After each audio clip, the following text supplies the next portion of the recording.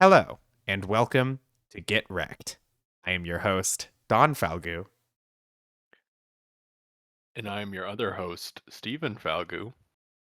Get Recc'd is our occasional podcast where every week I recommend something to Don and they recommend something to me. And then the following episode, we talk about it. Welcome to our special baseball themed episode. Baseball. Unfortunately, Gary couldn't join us this time on account of it not being the time of month. Yeah, Gary's in the off season right now, relaxing, getting ready for spring training. But we don't take a break. We No, don't we're get that luxury. we're famous for never taking breaks. Yeah. Yeah, I would say one thing about our podcast is we've never had a break. We're just very diligent. We're hard workers, and this podcast is our life. The only And so is thing. baseball. So is baseball. We're big fans of the way that they throw the ball up and down the court when they get a touchdown and when somebody inexplicably falls over and pretends to be injured. I'm also a big fan of like when when they do that thing, I think it's called spiking, like you jump up and you hit the Mm, ball like really hard. yeah, my favorite's when the pitcher's getting ready to pitch and then he spikes the ball Yeah. Yeah, me and then too. Me everyone too. has to stop. The clock stops, the baseball clock that exists. It stops and everyone takes a little break and they cut to commercial. The only part I don't like is the break taking because I'm really, really not into doing that. Yeah, our favorite form of baseball is the baseball where no one ever takes a break. Literally, they just play until they can't play anymore, and then they all fall over. And then that's it. That's the game. Which reminds me There's a lot of what you recommended to me, Steven. yeah, there's a lot of falling over that happens in Mario Superstar Baseball 2005 for the Nintendo GameCube. This was a game that kind of came out of nowhere, although at this point Nintendo had somewhat of a history of creating Mario sports titles. At this point, you would have also had Mario Golf and Mario Tennis, obviously Mario Kart and others, but baseball seemed like an odd one. But lo and behold, they created one for the GameCube, and then you had a follow up on the Wii. Both have a little bit of a different flavor, but I recommended to you Mario Superstar Baseball. And before we talk about it, I wanted to mention that the way that we played it was there was um, a mod to an emulator that allowed us to play net play. So Mario Superstar Baseball coming out of like I'd say 2020, 2021 with the invention of this mod for net play kind of has created this little underground movement. I want to shout out Dinger City on YouTube. They really kind of took Mario Baseball and kind of created it into its own little microcosm community. Super fun to watch. They do their own in-person league and they have net leagues. But kind of out of nowhere, Mario Superstar Baseball became popular again. And so I recommended it to you. Right, yeah. So I was playing on emulator, not on a GameCube. I don't know if that really matters very much in this case, but I guess, worth mentioning. Um, I got a good taste of this game, multiplayer and single player. Steven and I were able to play it online with the mod a good amount of times, and then I tried out pretty much all the modes that they have for single player. There's like the standard mode where I think exhibition is what it's called. It's you basically just play the same thing you play in multiplayer except with CPUs. Then they have like a challenge mode, which is more like a story mode where you kind of get to pick a team and like walk around a map and play mini games and play regular baseball games against like set teams. And it has like sort of a progression and a shop system and a way to get coins and like build up your team. I also played a little bit of the toy box, but I only did that single player, so I played it against CPUs. It's sort of like a party mode. I don't even know how to describe it. It was really whacked out. And then you can solo play the mini games that are in the challenge mode, and there's like some training modes, and that's what you get with Mario Superstar Baseball. And I think the thing I noticed the most about playing all the modes is that there's really not a lot to this game. Like when it comes to the controls and like what you actually do, if you play any of the mini games, it's just variations on the different things you'll do while playing a regular match. And if you play challenge mode and especially like the exhibition mode, single player or multiplayer, you're basically doing the same thing over and over again on a set selection of like 5 courses. I think there's only 5, maybe 6, but a very small selection of courses. There are a lot of like players and there's a lot of variety you can get there. You can build your team in a whole bunch of different ways, and there's a lot of like skill and challenge and complexity to how to build a team in a way that makes sense. Every character has their own stats, and they also like have synergies with each other, both in terms of like being good guys or bad guys, and also just being similar types of characters. A lot of complexity there, but when it comes to like the actual gameplay of the game, there are like a few things that you do, and no matter what mode or thing you're playing, you're pretty much just doing one of those things. I think that like the more that I played the game, especially single player, the more that started to get kind of boring, because even like while some of the mini games were like okay, they were just variations on pitching, running, or batting. Uh, like that was it. And especially playing the single player modes and like playing the main baseball game single player against CPUs, it is nowhere near as entertaining as actually playing the game multiplayer. I guess you could call the game a multiplayer game, so maybe that's fair. Like the only reason you'd really be playing the single player is if you just wanted to play it and you didn't have any friends around to play it with at the moment. The only reason you would own the game would be to play with friends, because that's really like where the fun comes in. But I still felt like they probably could have done a better job, like making playing against CPUs feel a bit more interesting. I mean, it is actually, especially if you play the exhibition mode, it is actually the exact same thing as playing with another person, except it's a CPU. There's no differences whatsoever. Like, there's no like, they don't add any like nuances or subtleties to how the CPUs behave that allow you to like kind of predict them or anything that you wouldn't be able to do with another person.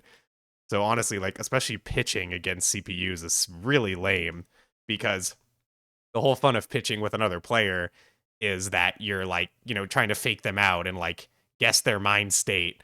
But with the CPU, you're just like running up against, you know, whether the CPU's going to do a certain thing or not, and you have no way of predicting it or like making it happen. So that was a little lame. But the multiplayer aspect of the game is great. I mean, like, again, it's very simple. I think there's only so much mileage you could probably get out of it before you started like modding or doing like crazy things like that.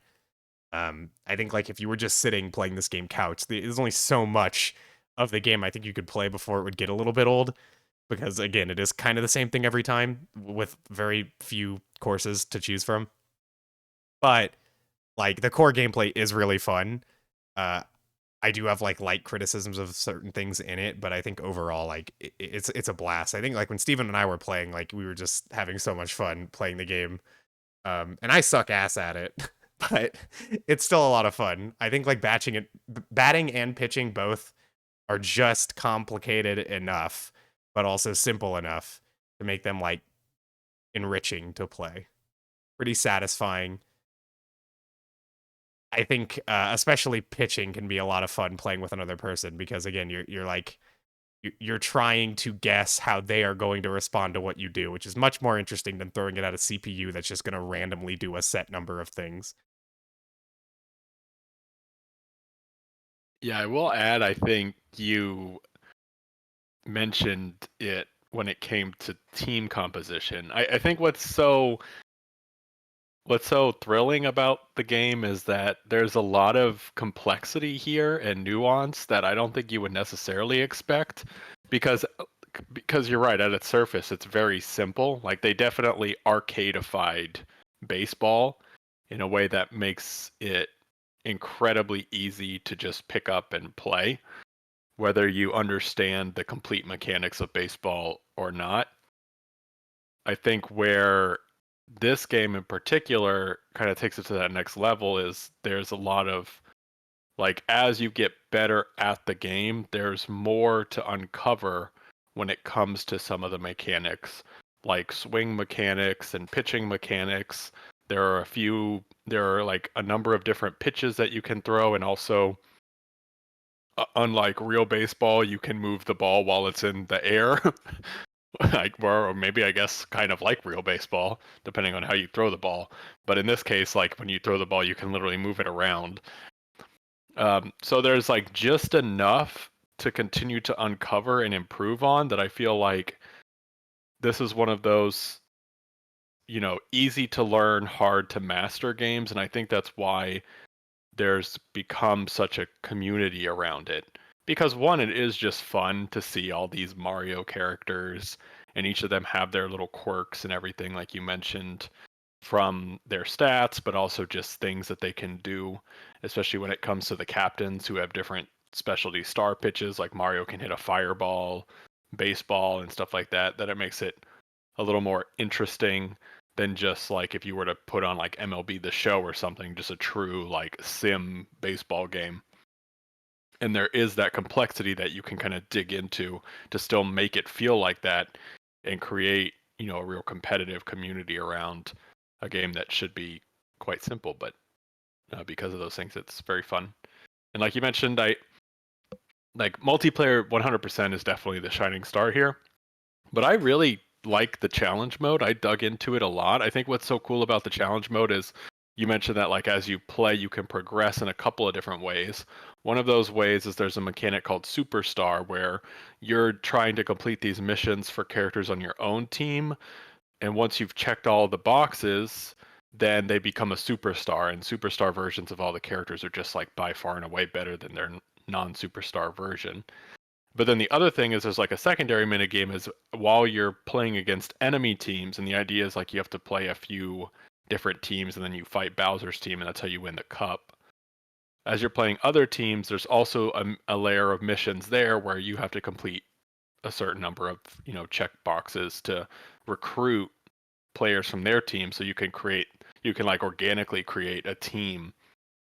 And I actually played it all the way through, like all four challenge cups, so all four difficulties, and then after the fourth difficulty, you actually unlock the ability to use Bowser, and I played that one too.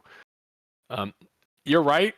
The AI doesn't necessarily seem to behave in a way where it's like, okay, I can trick it. It's more like, is it reading my pitch or not? More than anything, especially in pitching. In when they're pitching against you, it definitely feels much simpler. But when you're pitching against them, it sometimes feels like a crapshoot. Because the thing about the big difference I would say between a player and an AI in this game is when you're playing a player, you can throw a ball, um, as in like a ball or a strike. You can throw a ball, and a player may chase the ball, swing, and get a strike. It often feels like, I would say 9 times out of 10, when you're playing the AI, they do not chase a ball. If they, like, it just reads that it's a ball and it will not even try to swing, I'd say the majority of the time.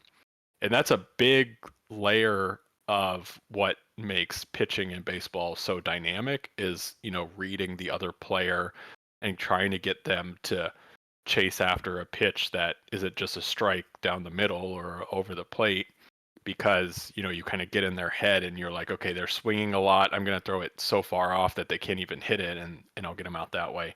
Against the AI, it just kind of feels like a crapshoot. But I think the rest of the layers around the challenge mode, like I mentioned with the missions and the progression, are fun enough that I really enjoyed playing through it all the way. And the other thing I'll mention about with the challenge mode is your progression carries over, um, every time you play if you're using the same save slot.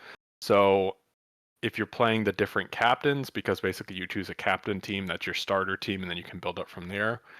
Every star mission that you're completing in one game session carries over into either the next captains or as you go up the cups, whatever. So it really feels like you're kind of playing this long campaign and just naturally getting better as you're going up in the difficulty. I think that like with the single player modes, I just fundamentally didn't like playing the core baseball game with CPUs. I think like there was nothing that the challenge mode could do to win me over because ultimately when I was playing like the core part of it, it was not fun. I just like especially with pitching, which is really really boring. But even when it came to batting, I think a lot of the randomness of the game or like that can happen even when you're playing with, with another person is way way way less fun in a single player context. Things like accurately hitting a charge shot, but then you kind of just bone yourself because the ball's going too slowly and they're just going to catch it. Like things like that happen a lot are way less endearing in a single player context than a multiplayer one. Like they obviously put a lot into the campaign experience, but like if the main part of doing it just isn't really that satisfying, none of that really mattered. I did like the wall pitching mini game, and I played that one a good amount, but I'd usually just play it on its own.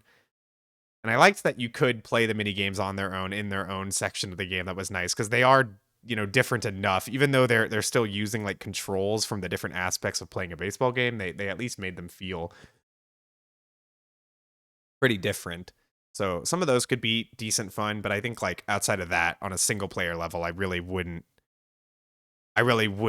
have many positive things to say about the game just because of the fact that like playing against CPUs in this context just didn't work. But like a lot of the ways where like a lot of the things that make that not very fun are kind of what makes playing with another person really fun. There is an element of chance, there's an element of randomness, there's an element of luck, but it's not overwhelming. Like skill is still the primary factor in whether you're going to win or not. And also like being able to juke out another person, and those are things you just don't really get with the CPU gameplay. Um, that I thought like playing multiplayer, this game was really fun because like all of those aspects of it work really well toward like having a fun competitive game like it actually like I really got into and wanted to win. The only thing I'll say I don't like about the fundamental gameplay is the decision to have it so that the people running the plates do so automatically. So if you hit the ball, all of your teammates who are on the field, or I don't know baseball terminology, they're on the plates, whatever, they start running to the next plate. And in order to stop them, you have to like manually move them back. I thought that was really annoying, and especially like when you make a hit that you immediately know like there's no way the other person is not going to catch it.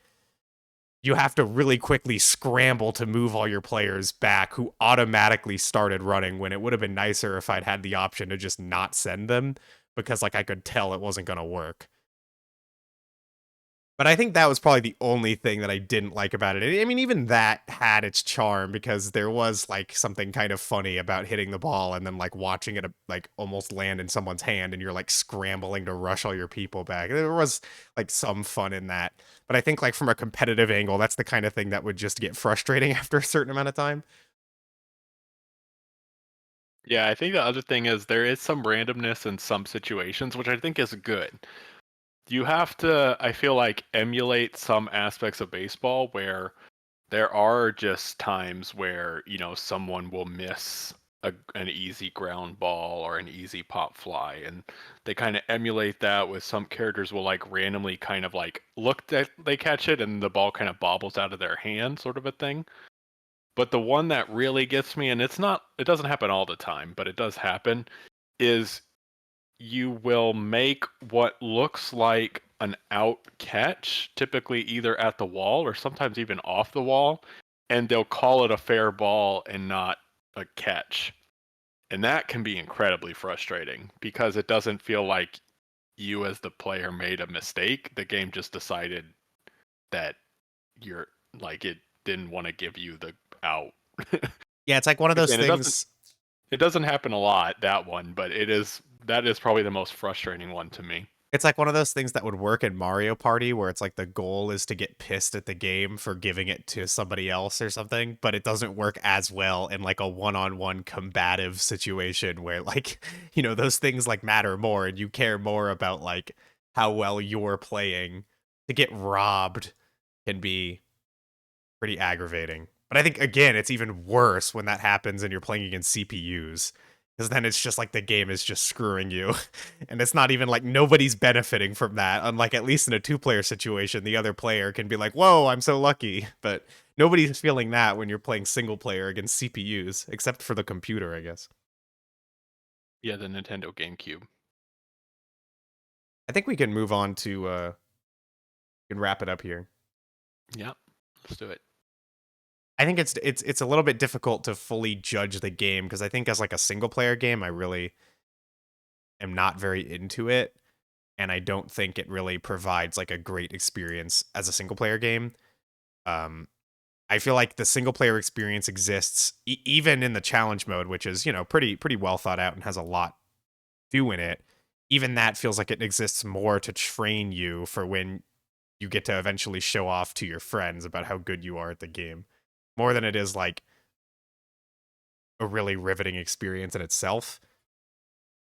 I also feel like as a multiplayer game, the core game itself is really good, if not like fantastic.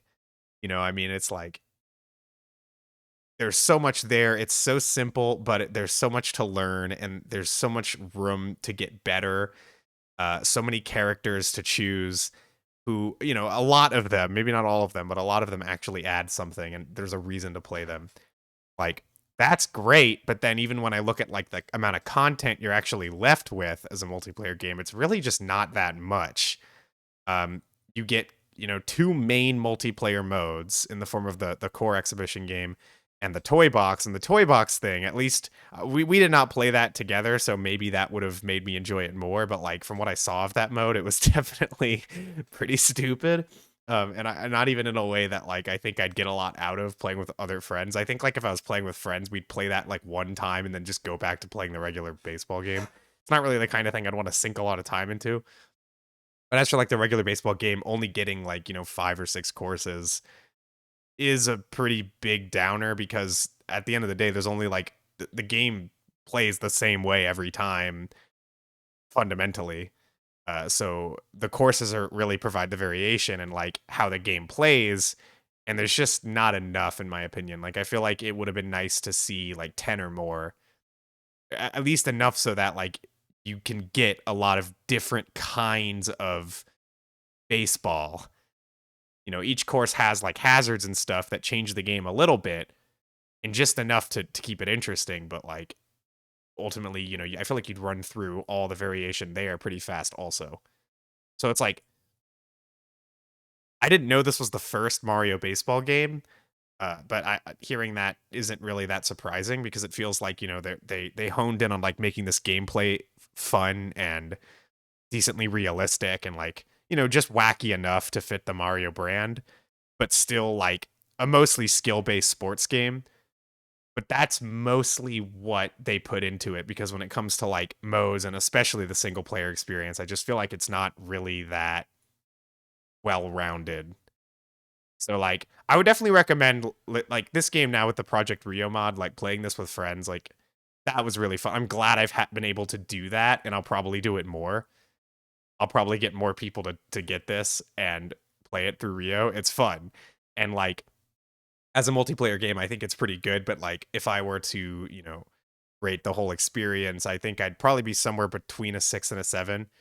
I guess I'd lean either direction depending on how much time I sunk into it as a multiplayer game versus a single player game because right now it's about 50-50, so I'm not feeling super hot on it.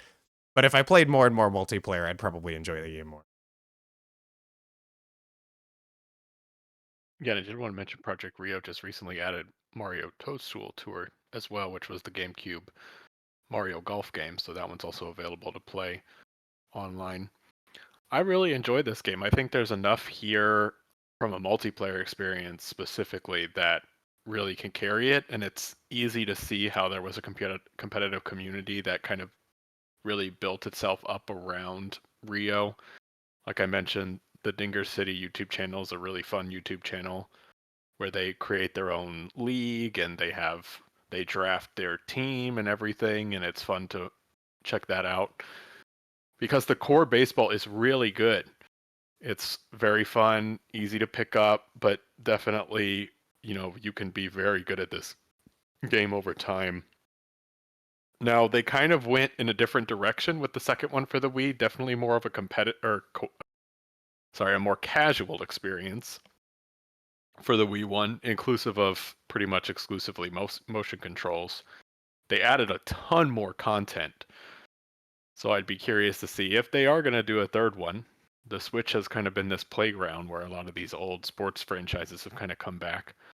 I'd be curious to see which direction they would go, if they would kind of go more back into these very, refined mechanics, but just with more content, because I think that's, like you mentioned, kind of what this needs, honestly. There's not many stadiums. There's a good number of characters, but, you know, a lot of the characters are just the same character in a different color. And also, there's some weird additions here. Definitely felt the GameCube influence because there's some like characters that only existed in Mario Sunshine and never again. So it's kind of funny to see them in this day and age, though. But anyway, from a rating perspective, I think I give Mario Baseball an 8. I think from a competitive standpoint, it probably goes even higher. If you have a good community to play this with and you really dig into it, I could see that you would get a ton of mileage out of this game and have a ton of fun. The single player content isn't all that superb, but I did really enjoy challenge mode enough to still give the game in total a pretty good score. And I would highly recommend picking up Project Rio and trying it out yourself and playing with others. Like I mentioned, also you could play Toadstool Tour, which is very fun. Mario Golf's always fun as well. It's simple enough to where anyone can really pick it up, but it has enough complexity here to where you can really dig in and have a ton of fun. All right, and with that, we'll get into what I recommended to you, Steven, which is a bit of an odd take on baseball, and that's 1997's The End of Evangelion. Of Yeah, course, when I saw that you recommended me this one for our baseball themed episode, I thought it was a strange choice, but after watching both episodes, I can definitely see the baseball influences. yeah, for sure. I mean, it's all over the screen. You just have to be looking. I mean, even on the poster, you can see lots of little baseballs there. So, it's just you just have to dig. You just have to dig. But sometimes that's what baseball's all about, digging, which is what you do in baseball. Uh, Obviously, I'd recommended the Evangelion series to Steven before. Over the course of 4 episodes, we are now concluding with this film, which was sort of a remake of episodes 25 and 26 of the series in a much more cinematic, grandiose scale with a bigger budget and all that. I don't really have anything else to say starting us off, so I'll hand it over to you.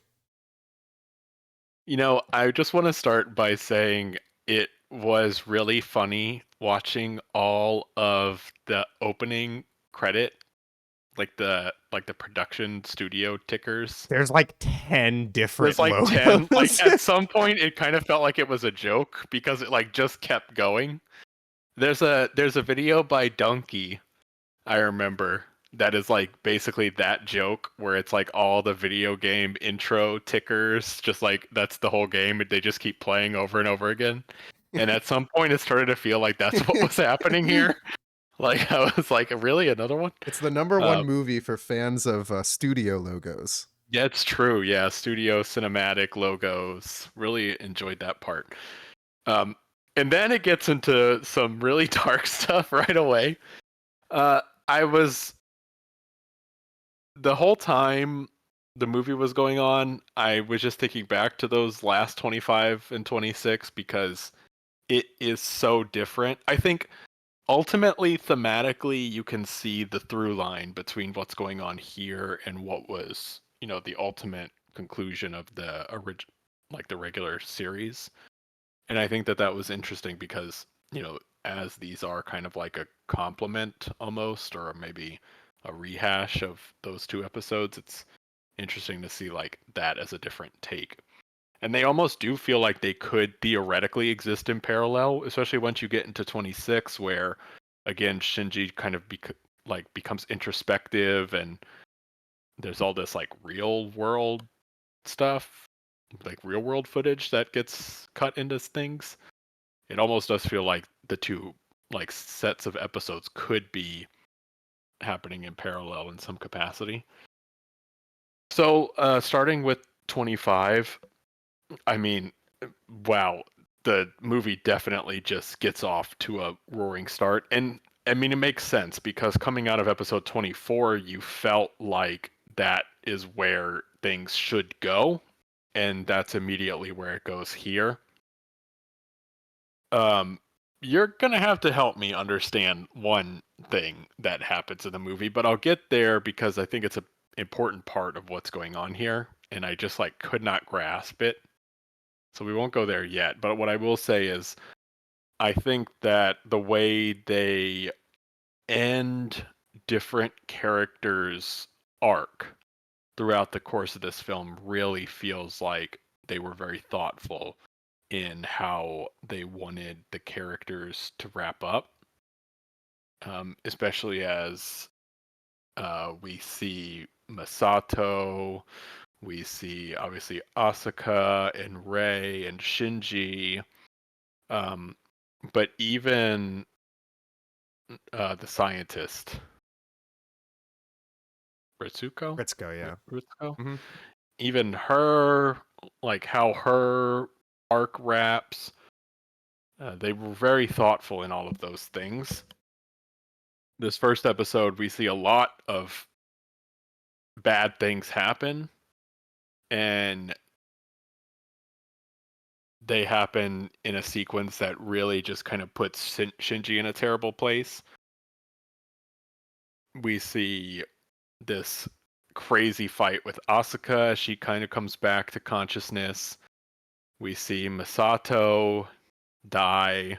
We see like everyone die. Pretty much in this episode, like everyone dies. And the like this final movie never really gets better than that. There is a, I would say, a happy ending in the sense of thematically there is an end. By the time we get to the next episode, like everyone turns into a primordial soup, all living together because of something.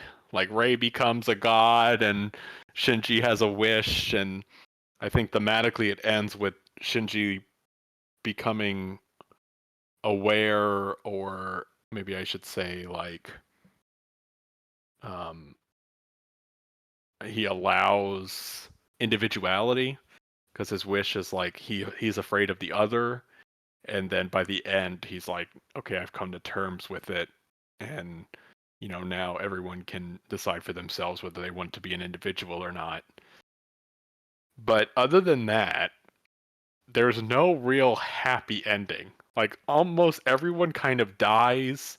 By the end of the film, only Shinji and kind of Asuka are left. And that is just so morbid. Is what I will say. It's definitely one of the most like horrible movies to watch in terms of like how bad it makes you feel. It's just so many Yeah, I would awful say in things more. happening, and I mean and not just that, but like the violence in this movie is just so like visceral. There's so Yeah, I much was like gonna say in more ways than one, it makes you feel terrible. Like from the violent standpoint, just thematically, from what happens to all of the characters. There's this weird kind of like sexual tension, sexual violence thing going on a lot of the times. It just, which is also just disgusting. Like this it makes this movie makes you feel so icky. I mean, especially because they're kids. oh yeah, for sure. And like the opening scene is very infamous. I won't even describe it, but I mean, if you've seen the movie, you know it. And you have like you have all of the stuff you see with them being with them being teens, and then even like, right before Masato's death, like she kisses Shinji and says something to him that just makes him and you feel sick. So like even when she dies, you're not like you're sad, but you're also disturbed and confused. Like there's no like resolution that is satisfying, even from like a tear jerking kind of way. You just feel horrible about the whole thing. Yeah, I would say nothing sums it up better than it's like both in universe and while watching the film, Asuka's Evangelion is just getting absolutely decimated. I mean, like brutally torn to shreds. It's almost like it becomes at some point like the angels, which are almost like crows eating out its intestines. And in universe, you have a character that's like, I can't watch this anymore. And while you're watching it, you're like, this is crazy, terrible. Okay, so what I wanted to talk about, uh, by the way, I will mention the movie is just beautifully done. I will say that. Like visually, it is so powerfully impactful. There are so many visual moments that really stick with me, especially a lot of stuff with Ray in space and like all of that kind of grossness that goes on. And the The music in music is incredible. So I want to talk about like what happened. You know what I'm saying? the third impact. Right. So Yeah. so Shinji's dad was the one who initiated it, or was like because they're okay, so throughout the series, Shinji's dad works for Nerve, who are creating these Evangelions to try to stop the third impact, the Angels. But there's also like this, I don't know, I guess you would call them like, it's like a governing body or like a board of directors that comes in sometimes. And what I'm not clear on is Gendo, right? His dad, Yeah. Gendo? Hmm. Gendo? Was his dad responsible for third impact, or was that board of directors the one who initiated Well, so the I think, event? I think it's like, Gendo wants to bring on human instrumentality, right? Which is also what Seal wants, but they both seem to have like a conflicting view on how to go about doing it. So it seems that Seal, like, maybe they intended, it might be that they intended for the third impact to happen. It might be that Gendo did not. Maybe that their view of the human instrumentality project conflicted as to like what their aims were, because whatever Gendo was trying to do to bring on human instrumentality, they obviously disagreed with and tried to go around him. um I mean, I don't know, like, I believe that the third impact and human instrumentality are kind of like the same thing, that it's like in order to do the instrumentality project, they had to create the third impact. I mean, certainly when you look at like the whole goal of Nerve ultimately and everything they were doing, it definitely seems like they were trying to make that happen. And that it might not be that like the angels were coming to do the third impact, but instead that they were trying to prevent it. Um, so yeah, I mean, I don't know. Like you do get that scene where Gendo realizes he failed in some way. Um, and I don't know how to interpret it either. Like what way he thinks he failed, or why he thinks that like he messed up there in that last moment. It might be And the that other he didn't intend to cause the third impact specifically. and the other question I had is he did fail, right? Like Ray kind of went rogue, or was, because she definitely rejected whatever he wanted to do. But was what she did still the third impact, or did she go like fully rogue? She did do the third impact. That much is Okay. clear. Yeah, I mean, I think he didn't want that. I think that he maybe he didn't realize that that was like necessary to do what he wanted to do. That he thought that like he could accomplish instrumentality without causing the third impact or something, but did anyway. I like the idea that there was a company that was created that was like, we're gonna turn everyone into soup, That's how you bring humanity together. and that's what happened. They were all soup, Yeah. and then Shinji, while being straddled, but also like being a part of Rei, was like, nah, I'm gonna do my own thing. I want to be soup. Asuka and I, we're gonna just hang out with all the soup. In a lake of soup. So this movie ends in a way that's not very happy either. Basically, Shinji climbs on top of Asuka and strangles her, but turns out she's alive.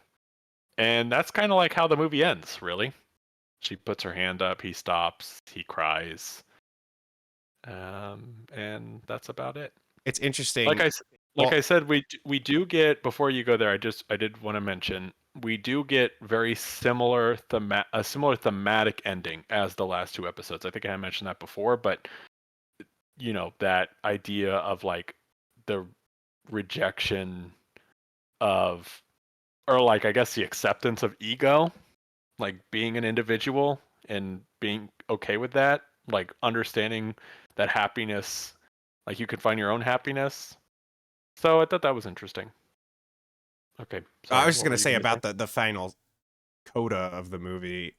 Um, like whether or not Asuka is alive is I feel like that's kind of up to interpretation because it's like you do see her living in that moment, but given lines that were said leading up to that point, they heavily implied Shinji was going like even if only one person walks the earth, it will still be worth it, heavily implying that Shinji will be the only human left. And the thing with Asuka being alive is that not only did we see her very clearly die, but then when she's back, she now has like bandages and stuff that nobody would have been able to give her. Like nothing about her being there and being alive makes any sense. Nothing about the way it's shown makes any sense. And so I think it's like I always interpreted that as more of like just sort of like a half literal, half metaphorical vision that Shinji's having, less than like him and Asuka are still alive. And only because throughout the movie, one of the core through lines is like Shinji wanting Asuka emotionally and romantically and sexually, but like that clearly not being possible because she hates him and everything, which the ending kind of hammers in again. I think that like after his whole journey, which were it not for this final little scene, would have seemed like he'd finally like really come to terms with himself and like finally might find happiness. This final scene suggests a little bit of the opposite, that like maybe he will always fail to do so. It seems like what he really wants is for somebody to see him, and like she still kind of doesn't. So it's like I think that was more like that final scene is more of like a like a non-literal sequence. At least that's the way that I always saw it. But I wanted to say about this movie, like, you know, one, production wise, it's astonishing as everything that you already said. But also, I love how like visceral and disturbing the movie is, both in the first episode 25, um, where the violence that you see happen, like it's just so extreme, and there's so many like deaths that occur both in Nerve and with Seal infiltrating that both just feel awful to watch. Like you're just watching people be murdered and it feels kind of weirdly real, and there's nothing like satisfying about any of the deaths or the kills that happen on either side of that war. It just feels awful. Shinji feels awful. You get put into his place, he's like lost the will to live so much that like he doesn't even want to stand up. There's so many things like that, like alongside all of the characters who you probably care about by this point just dying in front of you.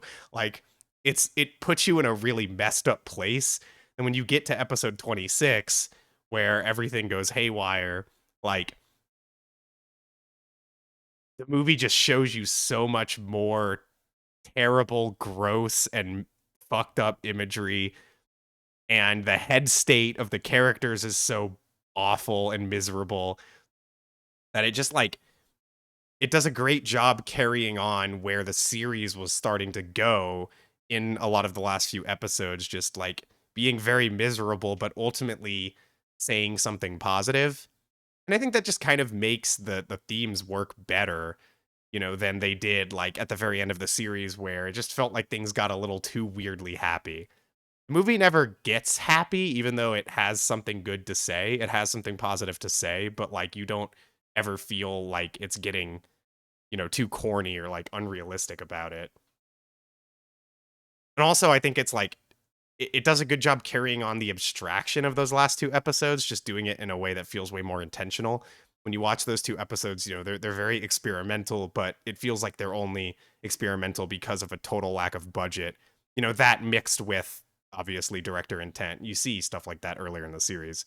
It's just like with the film, particularly with episode 26, things cohere and gel much better. All of that experimentation and the abstract visuals and the surrealism and even some of like the live action elements where Hideki Anno starts talking more about the process of creation and his role as the creator of Evangelion and like talking directly to the fan base. Those things all just feel way more like cohesively put together, so it doesn't come across as a mess. It's more like, okay, this is what this wants to be. This is what this is. And it comes across a lot stronger than I think like the series did in its conclusion.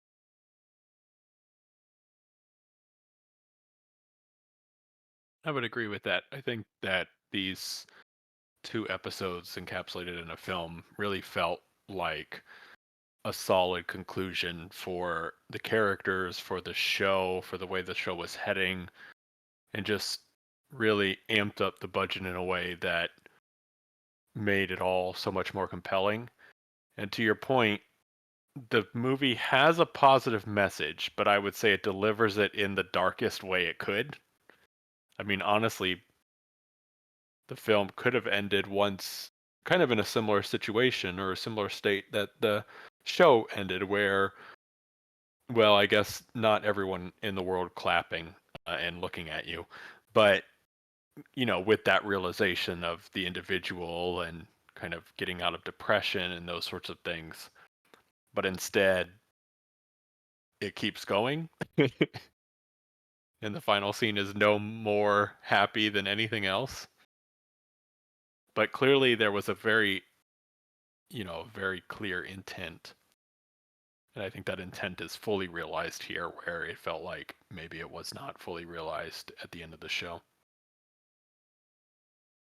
Yeah, the only other thing I have to mention about the movie, like when we're talking about the visuals and the directing, like we spent a lot of time talking about the series with how like impressive the shot composition could be. I guess it's not really shots, but you know what I mean.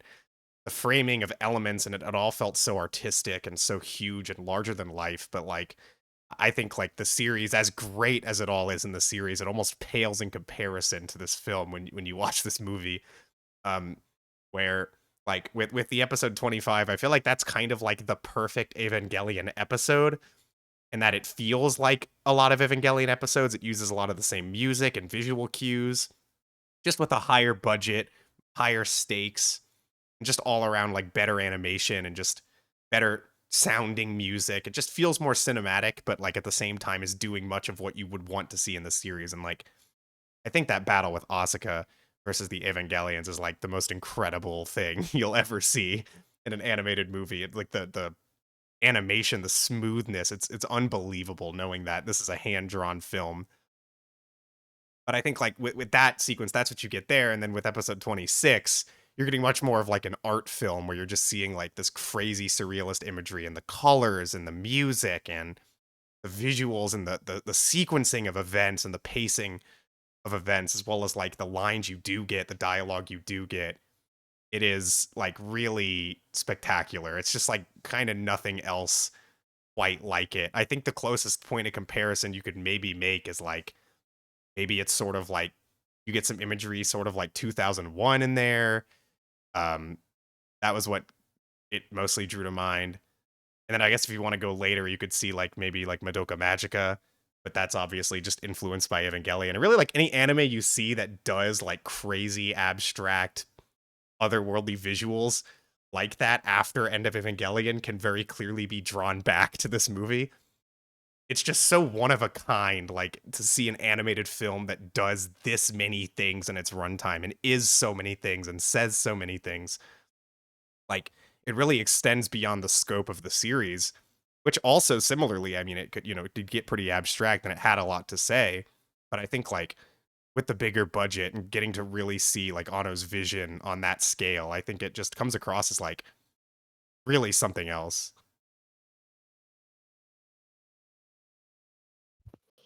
Okay, well that seems like a good point. We can wrap it up. Yeah. I really enjoyed this. I think that it was the vision realized. It was hard to watch, but in a way that was compelling and interesting. And we've already talked about it, but the sound design, the production quality, the animation, just incredible. Especially the fights. The way that they choreograph fights in the show, but also here, just so good. So many incredible posings and just choreography. Ultimately, I would say I would give the movie probably a 9. I very much enjoyed it. It doesn't necessarily, to me, stand alone as its own thing. Maybe that's why I would knock it down. But in the context of the show and what it is, it's just really great. And then I also want to just go ahead and say Evangelion as a whole is an easy 10 for me. I had never watched it going in. It's just so interesting and unique, and it still feels that way all like what 30 almost 30 years later, because it is just so uniquely its own thing. And this movie helps to boost that. I think if the movie didn't exist, I would still very much like the show, although, I wasn't necessarily a fan of the last 2 episodes of the show as they were.